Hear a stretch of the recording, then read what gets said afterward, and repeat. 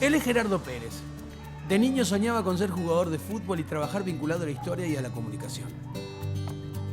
De más grande, el futbolista quedó en el banco y Gerardo saltó a la cancha de la Facultad de Comunicación y al profesorado de Historia en el Instituto de Profesores Artigas. Gabriel Chirichi pudo ser un gran actor. Pero usted me mata el punto, compañero. Pero las charlas con su abuelo, los libros de historia y la influencia de su familia docente lo pusieron en el IPA a mediados de los 90. Y yo soy Yamandú Cardoso. Entre la niñez y la adolescencia dije un montón de veces que de grande sería camionero o profesor de historia o las dos cosas. Pero me volví murguista con Agarrate Catalina. ¡Se soltaron los relojes! Y recorrí mi país y el mundo trepado a sus alas. Juntos les proponemos explorar los 300 años de historia de Montevideo. Les damos la bienvenida. Esto es Caminando la Historia.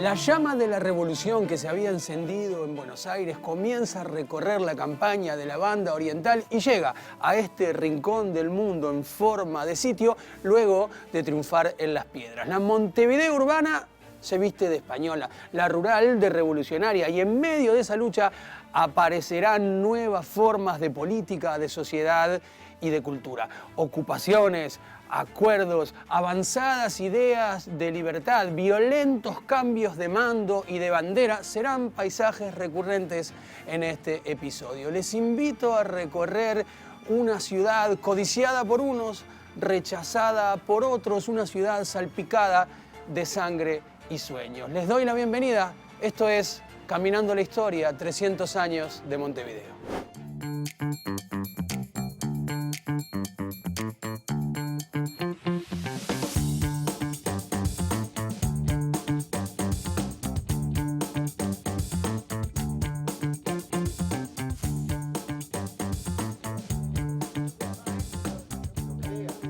¿Qué podemos decir que cambió realmente con la Revolución Artiguista?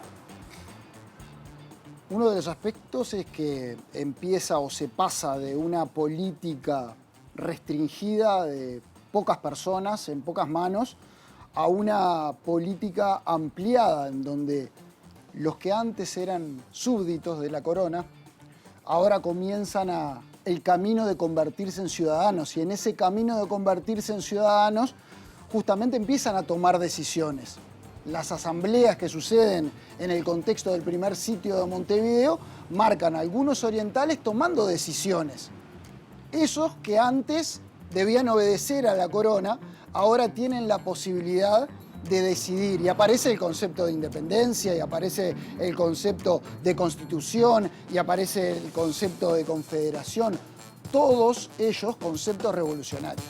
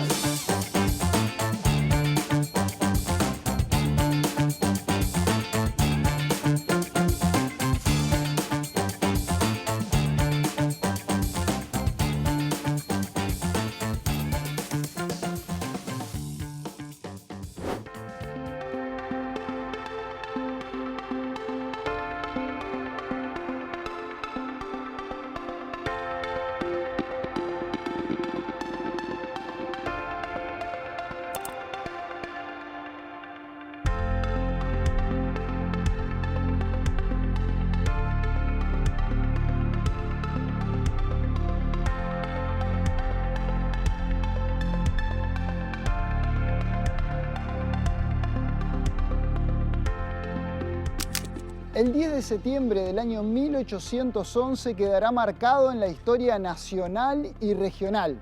Es que aquí, en esta zona, en el hoy barrio de La Figurita, se llevó adelante la primera asamblea de los orientales en el contexto de la Revolución. En aquella realidad no la podemos entender si no visualizamos lo que está ocurriendo en Europa, entre las monarquías, y lo que ocurre un año antes en Buenos Aires. Es que el 25 de mayo de 1810 se formaba la Junta de Buenos Aires, A ella responderá Artigas, que con 46 años va a retornar a la banda oriental para encabezar las fuerzas del ejército oriental. En 1811, en mayo, Artigas vencerá en Las Piedras a las fuerzas españolas, siendo la primera victoria importante de aquellas fuerzas revolucionarias orientales.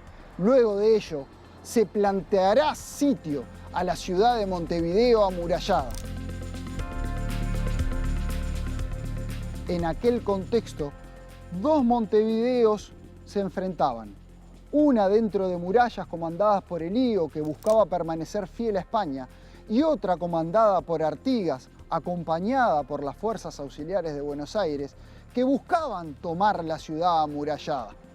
Elío, hábil español, buscará diferentes estrategias para poder sortear aquella realidad. Una de ellas es firmar un armisticio con Buenos Aires. Estas negociaciones llegan a oídos de los orientales que estaban establecidos aquí, en el cuartel general artiguista. Pedirán explicaciones, pero aquellas explicaciones no serán suficientes para ellos, que decidirán rechazar un posible armisticio, mantener el sitio, seguir la pelea frente a españoles y portugueses. De esta forma, aquella primera asamblea del 10 de septiembre de 1811 se convertía en la génesis de un sentimiento oriental que lentamente comenzaría a ganar terreno, identificando que podían tomar sus propias decisiones, incluso en contra de lo que opinaba Buenos Aires.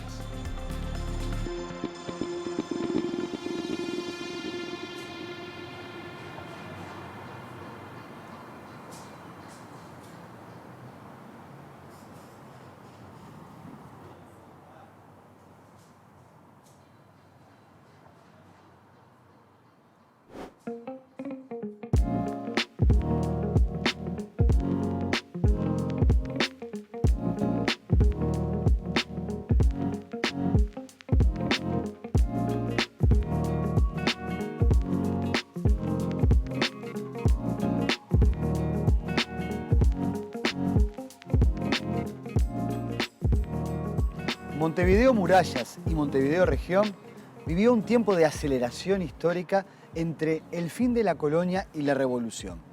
En ese contexto, tras la batalla de Las Piedras y el sitio a Montevideo, en esta casa, la Casa de Pérez, ubicada en el Arroyo Seco, de camino al Paso Molino, se cambiaron las notas en donde las fuerzas sitiadoras aceptaban lo que se conoce como el Armisticio de Octubre para que Montevideo Murallas siguiera siendo española y los revolucionarios se retiraran al norte. Esto iba a generar las asambleas de los pueblos orientales que se iban a reunir en diferentes partes tratando de conseguir un liderazgo y evitar que la invasión portuguesa que venía saqueando estancias hiciera mella y se volvieran al Brasil.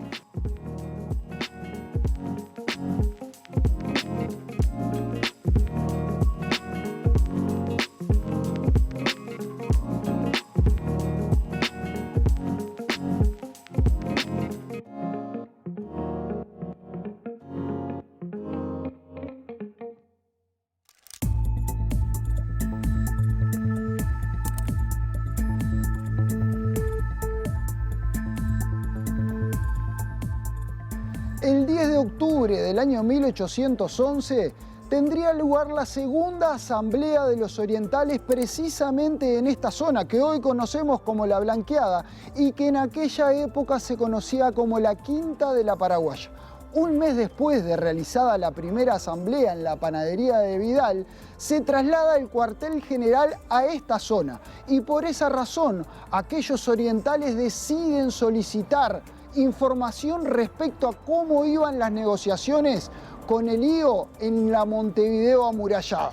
Aquellas explicaciones no fueron suficientes para los orientales, que decidieron tres cosas muy importantes: mantener el sitio, seguir la lucha por ellos mismos y una de las que más se recuerda, elegir a Artigas como jefe de los orientales. Era una nueva decisión que marcaba una diferencia con relación a lo que quería Buenos Aires.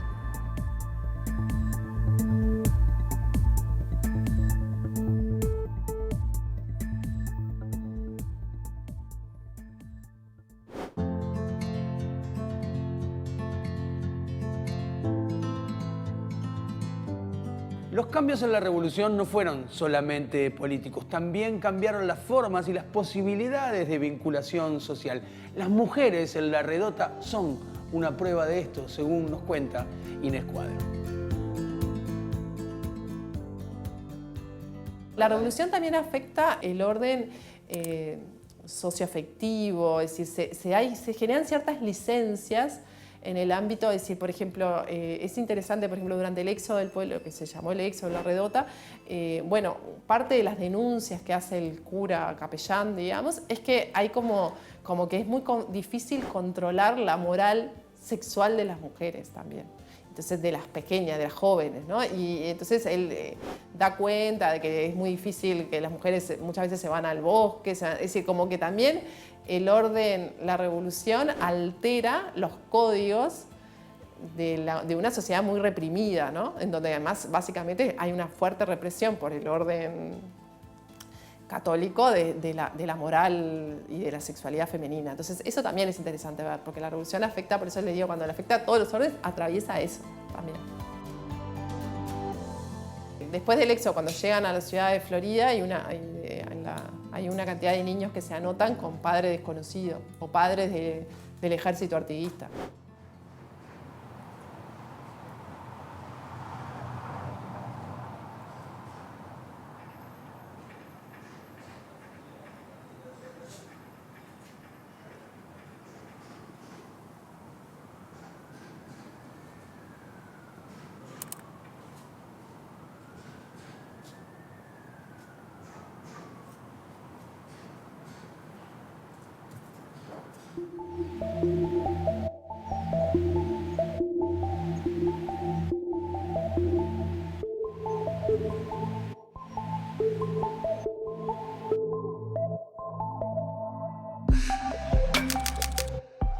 El año 1813 encontraría a Montevideo nuevamente sitiada. Después de haberse desarrollado el éxodo del pueblo oriental en el año 1812, las fuerzas artiguistas se habrían instalado en lo que hoy es la zona de Tres Cruces. En aquella época, este sería el solar conocido como de Manuel Sáenz de Cavia, que estaría junto al camino de la aldea, uno de los caminos de acceso a la ciudad. Nos encontramos en las afueras de la Montevideo amurallada y las fuerzas artiguistas planteaban nuevo sitio a la ciudad. En aquel contexto, desde Buenos Aires se pedía reconocimiento a la Asamblea Constituyente y es por eso que el prócer convocaba un congreso en el mes de abril, del cual surgiría un documento con 20 artículos que llevarían diputados a Buenos Aires. De ellos surgen conceptos básicos como el de república, constitución, confederación y gobierno económico provisional. También se recuerda de aquel congreso la frase inaugural de Artigas: mi autoridad emana de vosotros y ella cesa ante vuestra presencia soberana.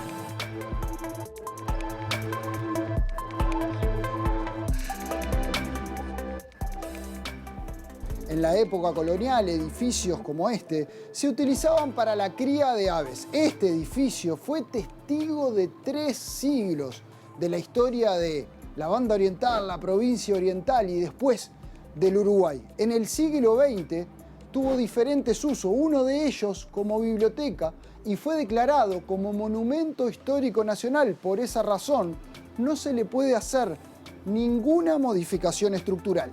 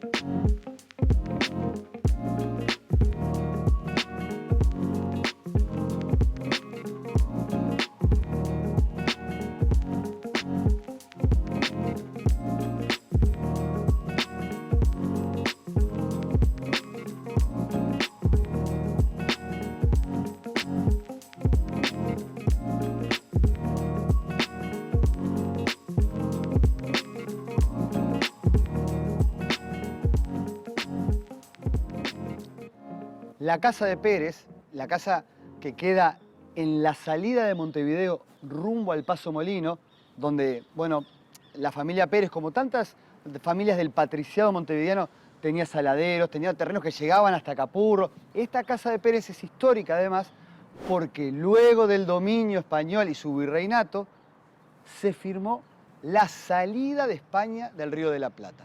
En junio de 1814, luego de la derrota de la Armada Española, tuvieron los españoles que aceptar la derrota y fueron en delegación porteños y españoles que se juntaron acá porque la casa queda como a mitad de camino entre la ciudad amurallada y la región donde se establecen las fuerzas sitiadoras. Bueno, en este lugar firmaron la salida de los barcos de España. A partir de ahí, y por un ratito, los porteños gobernaron Montevideo, porque Montevideo estuvo hasta, o sea, increíble, la fundaron desde Buenos Aires y en el medio de la Revolución la liberaron de España los porteños, pero con una visión muy unitaria, muy centralista, sin el apoyo de la campaña montevideana ni de los federales de la región. Y desde fuera, Rivera, como comandante de Artigas, iba a derrotar a los porteños en Guayabos en 1815 y a partir de ahí empezaba una nueva etapa, la etapa de la Montevideo revolucionaria.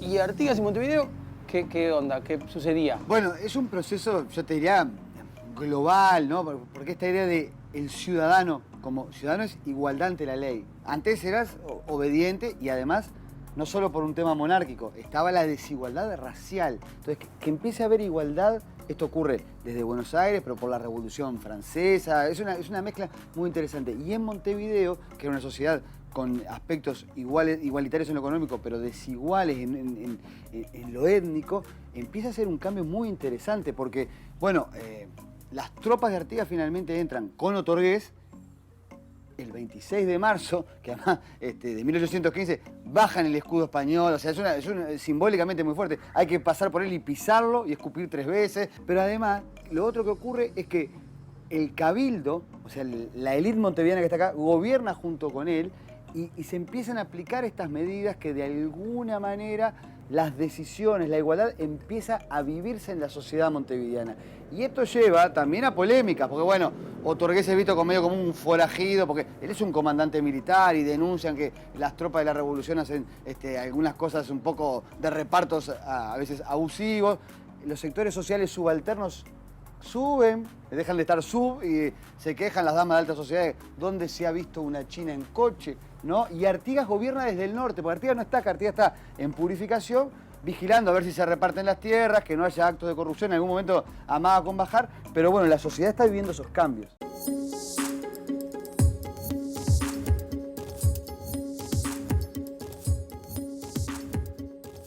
La mirada de Inés Moraes, una mirada vinculada a la tierra y a la cultura regional, nos permite conocer la figura de Artigas más allá del bronce y de las batallas.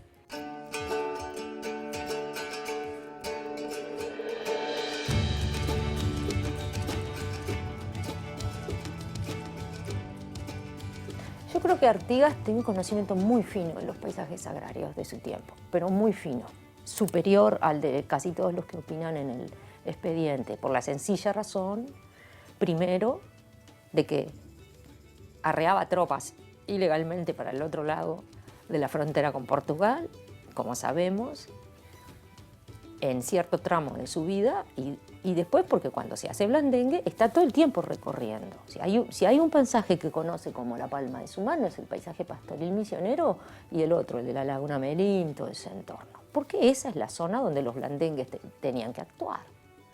Entonces él se movía ahí, uno lee el archivo Artigas de la parte que Artigas es blandengue y los partes que manda a la autoridad que está en Montevideo de todo lo que hizo. Y son todos en estos lugares recónditos de toponimia guaraní allá en el norte, ¿no?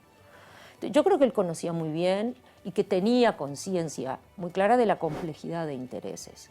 Yo tiendo a ver el reglamento más que como un instrumento únicamente radical, que sin duda es expresión del momento radical de la revolución artiguista, comparto esa hipótesis, es también, me parece a mí, una suma de apreciaciones sobre la necesidad de ordenar, esto de arreglar, quería decir ordenar la vida agraria para hacerla productiva, es decir, para restituirle la productividad perdida desde que se habían entablado todos estos conflictos. Y porque tiene claro que es un componente económico fundamental para vincularse con el resto del mundo y de dónde obtener recursos. Es un poco la sensación que a mí me produce la lectura del reglamento, ¿no?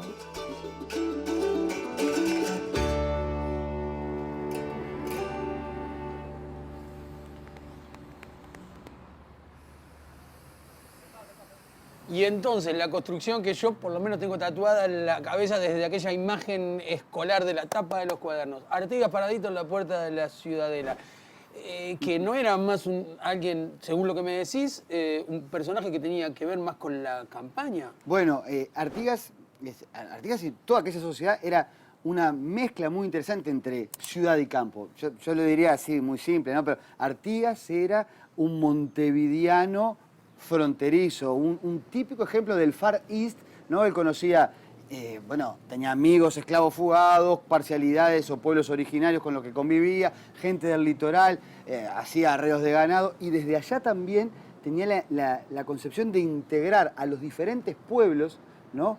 A una unión americana que también es parte de lo montevideano, porque yo insisto con una historia que es hasta el presente. Nuestro escudo tiene el escudo de la ciudad de Montevideo y la frase "con libertad no ofendo ni temo", que es la base del escudo artiguista, que al mismo tiempo era liberal, igualitario, revolucionario, pero también liberal en lo étnico, porque el escudo está cubierto de una corona de plumas en relación a los pueblos originarios que eran tan parte de la revolución como todo este proceso de igualdad.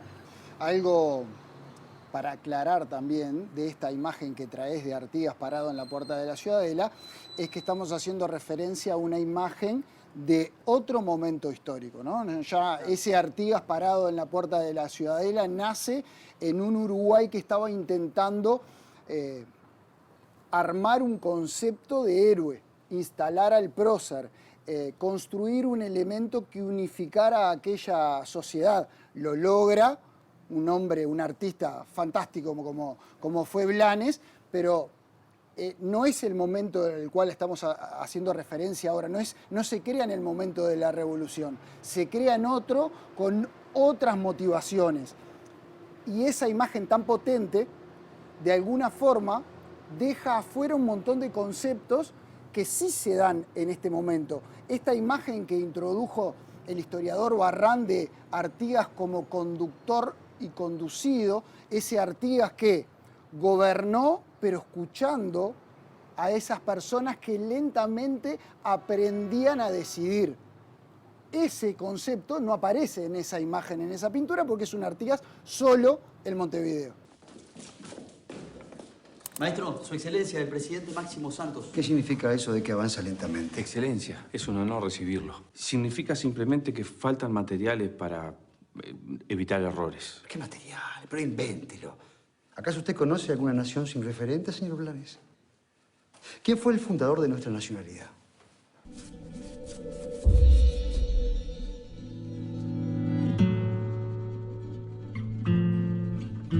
Un viento pregustoso.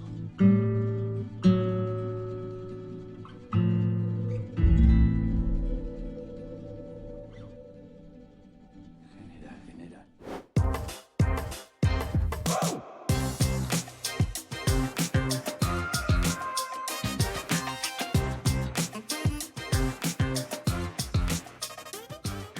¿Qué recordamos o qué conocimientos tenemos sobre la revolución artiguista? La revolución en sí, todo ese movimiento que se gestó, fue para buscar la independencia o emanciparse de básicamente el colonialismo que había en la época. Y la búsqueda de la identidad, de la libertad y de ser hombres en sus decisiones y en su futuro. Buscaba nuestra libertad civil, religiosa, independencia de las provincias. Artigas es nuestro padre. Y la revolución artiguista fue para que las provincias fueran libres y la unión de toda Sudamérica o Argentina y Uruguay. Que era un fundador por la patria, quería liberar al pueblo, salir adelante. Que luchaba por Uruguay en las guerras, por la libertad, por muchas cosas, pero que era de Uruguay, porque él amaba mucho Uruguay. Sé que luchaba por la gente a pata, por la gente que estaba intentando construir inconscientemente lo que hoy es el país. ¿Qué es lo primero en lo que piensan cuando hablamos de revolución artiguista? Banda oriental y la búsqueda de la independencia. La revolución artiguista, lo primero que se me viene a la cabeza es como cuando se quería legalizar la marihuana. Era todos luchando por una causa, un sinónimo en común y simplemente conseguir un respeto y una legalización pronta.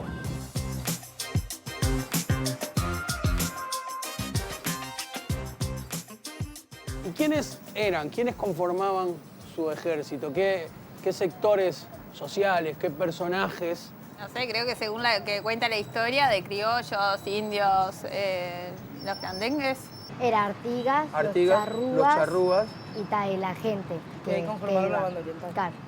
En esa época eran los indios y los de color que peleaban, ¿no? Más que nada. Los esclavos. Sí, con lanza, cuchillo y facón. Conozco poco de historia, la verdad. Me mataste.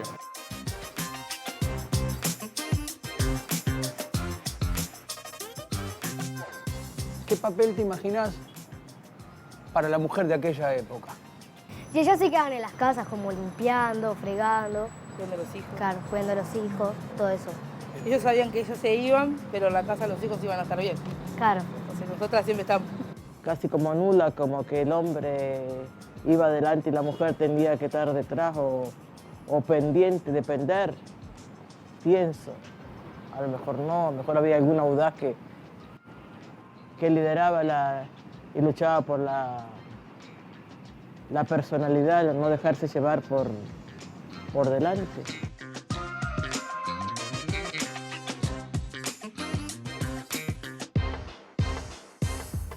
Para mí fue el mejor héroe de Sudamérica. Y dedicó su vida a nosotros, por eso el agradecimiento es eterno. Y bueno, para mí Artigas siempre fue desde de la escuela, desde que conocía su historia, sus cosas, un ídolo y le debemos mucho. Tenemos que agradecerle muchísimo, ¿no? Porque la verdad es un superhéroe.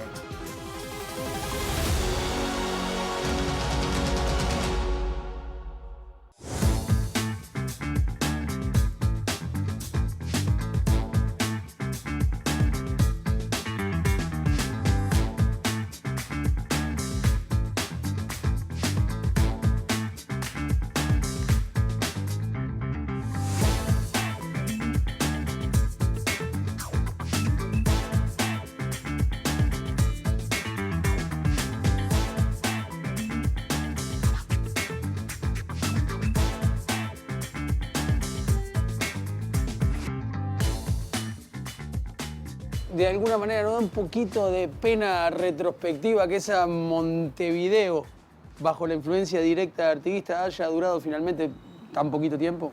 Yo diría que da para pensar históricamente que fue un momento muy breve, es cierto, 2, 3 años, pero muy intenso, de cambios tan profundos que generaron a su vez sus reacciones, porque esta idea de 1815 a 1817, con tantas igualdades étnicas, políticas, también económicas, reparto de tierra, también culturales. O sea, Artigas promovió, Artigas y el contexto, ¿no?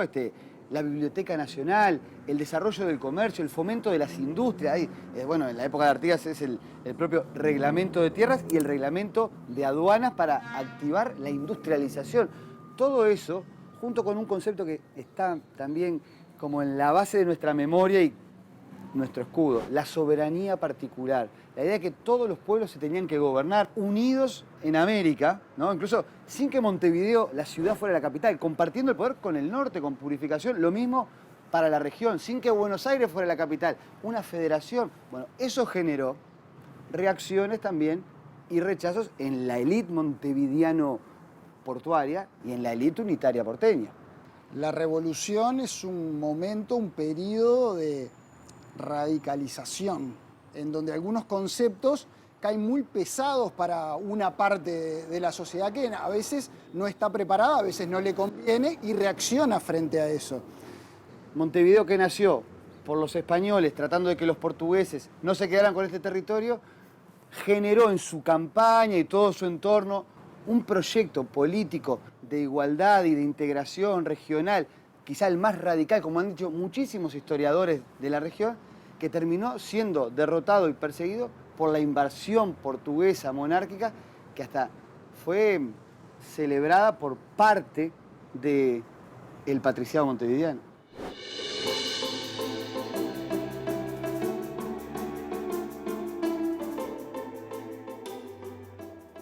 La Revolución Oriental, con Artigas como conductor conducido, fue derrotada hacia 1820. Eran tiempos de dominio brasileño-portugués, tiempo de provincia cisplatina que se instaló en Montevideo con el apoyo de parte de la élite ciudadana bajo el mando de Lecor en 1817. Pero la llama de la lucha por la independencia seguía encendida, tanto así que un puñado de orientales con otro tanto de la región, decidieron que era hora de volver a la guerra. Y así lo hicieron en 1825. Su consigna, libertad o muerte.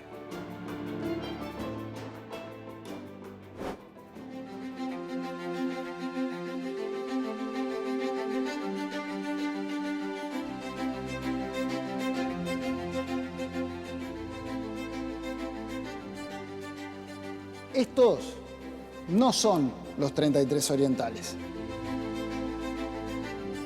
Cuando observo esta representación de Blanes, el juramento de los 33 orientales, no puedo evitar pensar en otra representación, un cuadro de René Magritte, en el cual aparece una pipa y abajo una frase que dice: esto no es una pipa, haciendo referencia al artista a que lo representado no es el objeto, sino una representación. Y eso de alguna forma me retrotrae a esta pintura, en la cual podremos decir, o a mí me gusta decir, estos no son los 33 orientales, porque lo que son es una representación, una ficción creada por el artista, por Blanes, que entre los años 1876 y 1878, en función de una lista realizada en el año 1830, representa esta escena que no hay ninguna certeza histórica de que realmente existió. Sí hubo un estudio muy profundo, muy profesional del artista, de dirigirse hasta el lugar, de quedarse en la casa de su amigo Domingo Ordóñez para estudiar lo que era la playa de la Graciada y después poder representar esta escena, que el mismo autor dice: las crónicas que me llegaron, los testimonios que me llegaron, no eran suficientes para poder realizar la obra. De todas formas, generó una obra que hasta el día de hoy nos sigue impactando, por lo que es su tamaño, por lo que es la potencia de este ícono y por lo que transmite en relación al momento histórico que quiere representar. Y por instalar una idea fija de que eran 33, cuando el estudio historiográfico ha demostrado claramente, en función de que se han encontrado diferentes listas, de que el número no era de 33. El 33, que obviamente está relacionado a la masonería, no está relacionado con la cantidad de personas que finalmente estuvieron embarcadas en este proyecto.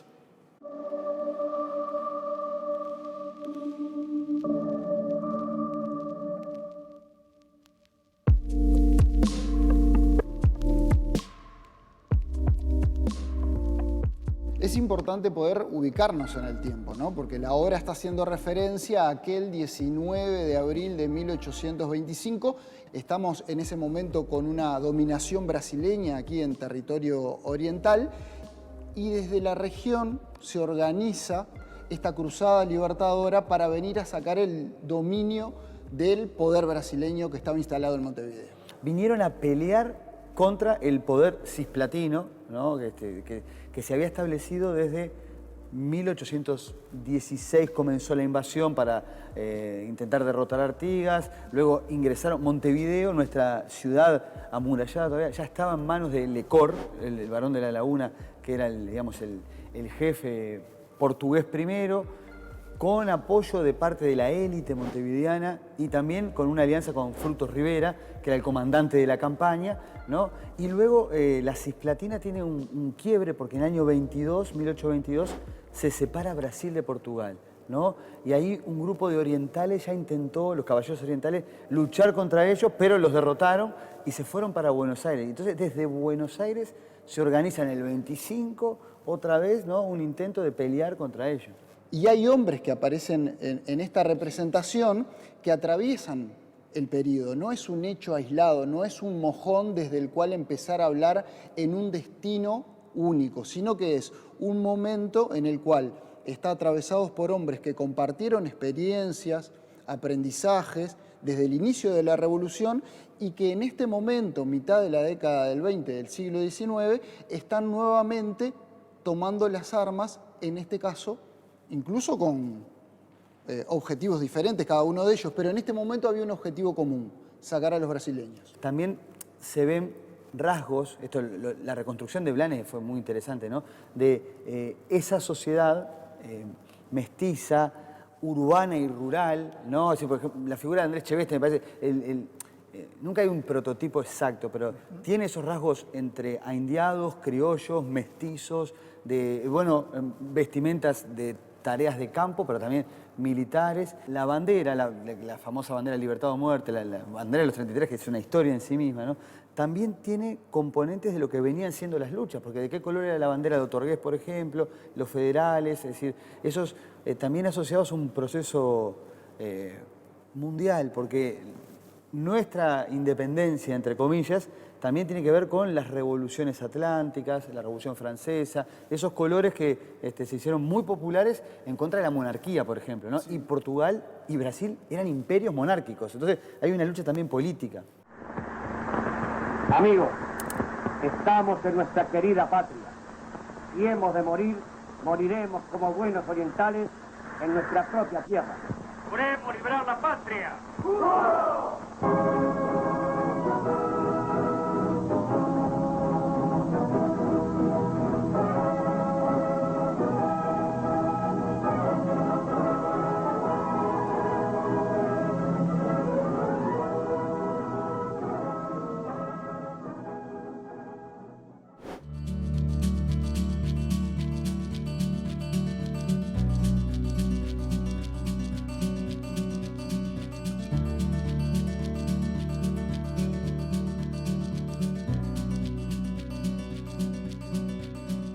La guerra de las Provincias Unidas y el Brasil tuvo como protagonista también a Inglaterra.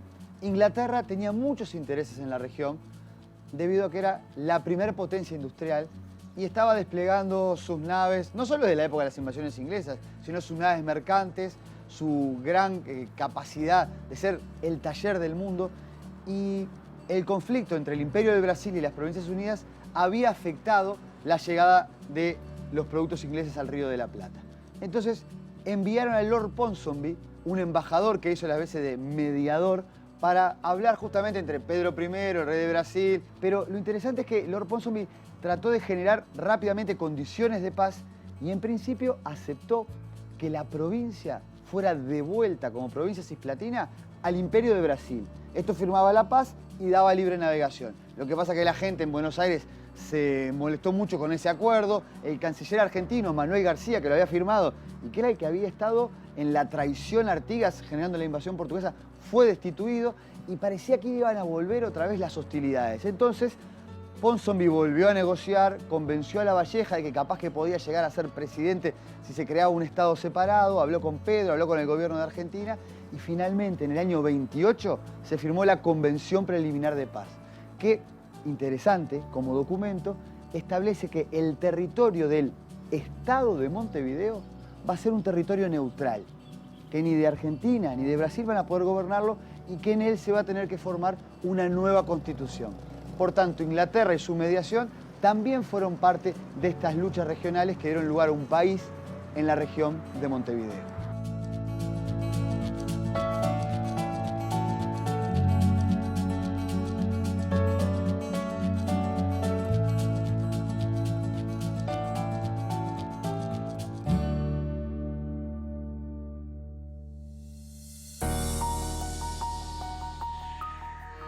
Tres Cruces es una zona clave en este episodio, no solo por el viejo Congreso de Tres Cruces, sino porque actualmente se cruzan 18 de julio, Boulevard Artigas y luego 8 de octubre.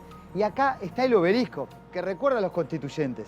Pero, escondidito, aparece también un recuerdo, una placa, que es un grabado a Lord Ponsonby, que tuvo que ver también con las negociaciones para que se creara el Estado de Montevideo, pero que no está tan mal que esté escondido, porque si bien Inglaterra tenía intereses, no solo fue su intervención la que hizo posible la creación del Uruguay, sino que el complejo de la guerra y la revolución de tanto tiempo que habían luchado los orientales terminó dando espacio a aquel país.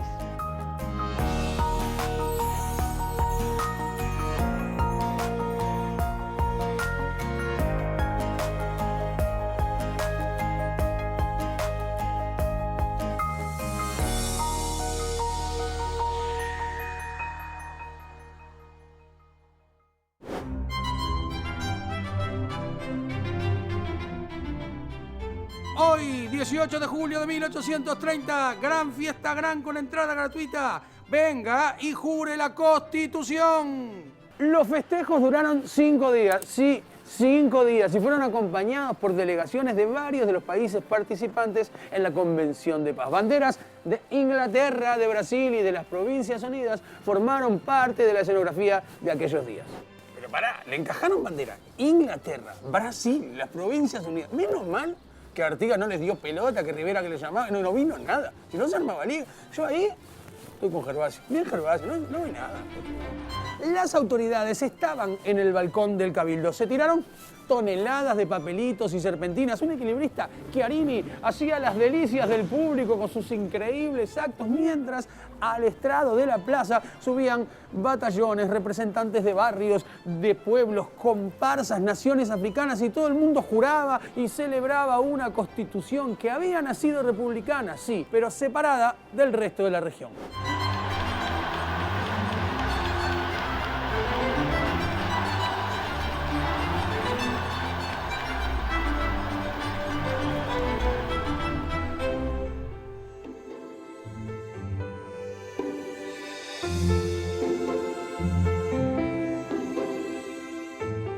La sala Juan Manuel Blanes del museo que lleva su nombre es una preciosa demostración de la construcción y de cómo la pintura y la narración de Blanes está también entre nosotras y nosotros como parte de lo que entendemos nuestras historias.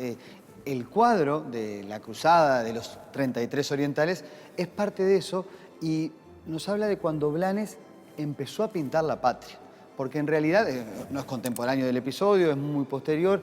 Y si miramos ese cuadro que estaba acá con el que se enfrenta a él, que es de Máximo Santos, en la Plaza de Independencia, una Plaza de Independencia no ya más construida por el Estado, Máximo Santos referente del militarismo, el proceso de consolidación pública de la idea de nación, tenemos a un Blanes contemporáneo que pintó en el pasado lo que no vio, pero le hacía entender desde la narrativa nacionalista que eran los orígenes de la patria. Lo interesante es que justamente esta sala muestra cómo eso ha sido una obra, que no quiere decir una ficción, sino de reconstrucción y recreación del pasado a través de la pintura. Y uno puede ver, por ejemplo, que hay cuadros también vinculados a lo gauchesco, a el rapto por parte de mujeres blancas a manos de pueblos originarios, o la deconstrucción de la propia imagen de los 33 con la imagen de Andrés Cheveste, uno de los miembros de las barcazas que cruzaron, pero lo que nos da la pauta de esto es que Blanes fue tratando de ilustrar, en una época en donde no había otra forma que lo pictórico, los grabados, lo que era el pasado de una nación que se estaba formando acá, pero que había empezado a nacer de forma regional, variada, mestiza, en el año 25 con la Cruzada de los 33. Y eso, desde la historiografía, se puede enriquecer mucho más.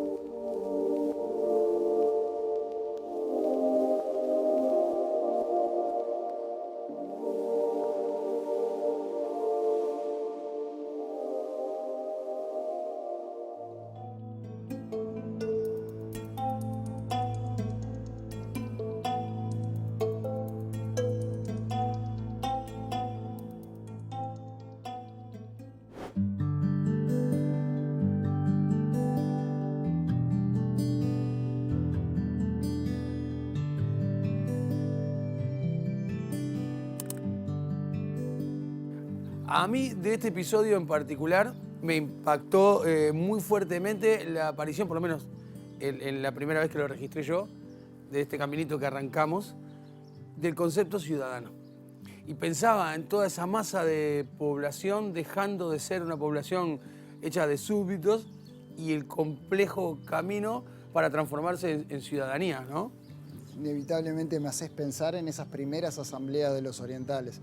En esa asamblea en la panadería de Vidal, en esa asamblea en la Quinta de la Paraguaya, en la asamblea a orillas del arroyo San José, en la cual esos orientales se daban cuenta, discutiendo, ¿no?, que podían tomar sus decisiones mirando un horizonte común. Estuvimos en la casa de Pérez, acá estamos en el molino de Pérez, que tiene todo este componente. La misma familia. La misma familia. Seguro. Este y oeste de Montevideo también participando en diferentes cosas. Incluso el dueño del molino, el padre de los Pérez, era del ejército español y dejó de ser. No se alistó más porque sus hijos estaban en el ejército revolucionario. Para no pelear contra sus hijos. Re interesante. Entonces hay como una cuestión de esa participación, también de empezar a tener un destino común. Los propios 33 orientales con La Valleja. A mí me hace acordar también, porque son cosas de nuestra ciudad. Mi infancia, una de las primeras veces que entré en contacto con la murga en el año 84, fue con una retirada, creo que era del Flaco Castro, de Falta y Resto. También saliendo de la dictadura, ¿no?, que era por la libertad, que hablaba de 1811, aquello del armisticio, eso que se firmó en la casa de Pérez, ¿no? Me parece que hay una cosa ahí muy fuerte de nuestro pasado común. Sí, la retirada de la redota, decís vos. Exactamente. Tenían un momento, decían eso, a la gesta suprema que nos hizo orientales, gloria y no sé cuánto de un pueblo, la redota. Y música de Walter Venencio, o sea, 1811, el higo, el español y Buenos Aires.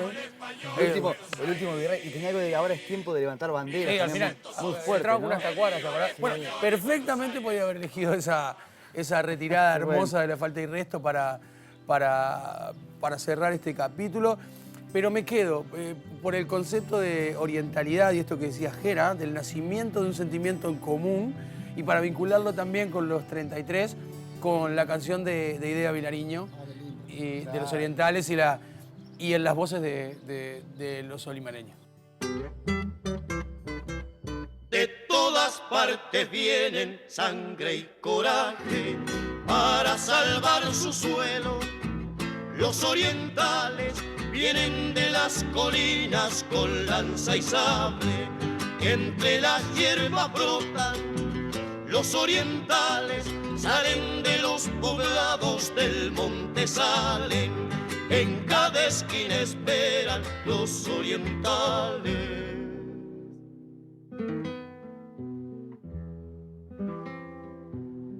Porque dejaron sus vidas, sus amigos y sus bienes, porque les es más querida